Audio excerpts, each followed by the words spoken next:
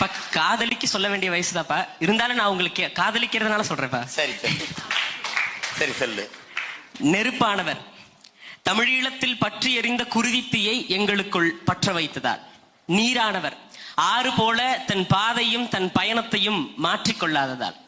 காற்றானவர் சமூக அநீதிகளை வீசி எறிவதால். நிலமானவர் ஆதரவற்ற அன்னை தமிழ் சமூகத்தை ஆதரிப்பதால்.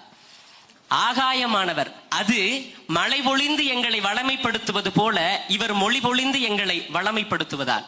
ஒப்புமைப்படுத்த முடியாத ஒப்பற்றவர் எங்கள் தாய்ப்புலி, எங்கள் பெரியப்பா செந்தமிழன் சீமான் அவர்கள்.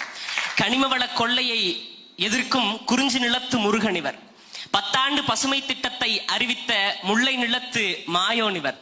வேளாண்மையை அரசு பணி என்று அறிவித்த மருது நிலத்து இந்திரனவர். நெய்தல் படையை கட்டியமைப்பேன் என்ற வருணனவர்.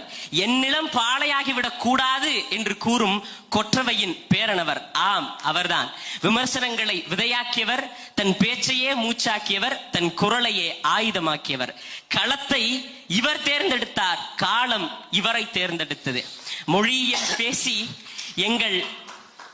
பேசி எங்கள் வாழ்க்கை காத்தார். சூழலியல் பேசி எங்கள் வளம் காத்தார்.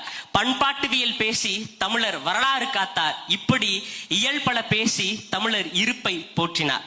சட்டையில் அணிய பயந்த எங்கள் தலைவனை தமிழர் அடையாளம் என கற்பித்தார். ஆம், அவர்தான் எங்கள் கொள்கை தலைவன், எங்கள் அரசியல் வழிகாட்டி, எங்கள் முன்னோடி. சீமான் என்பவர் 2 கை 2 காது 2 கையோடு இருக்கும் வெறும் சதைப்பிண்டம் அல்ல, ஒட்டுமொத்த தமிழ் தேசிய இனத்தின் ஒற்றை குறியீடு.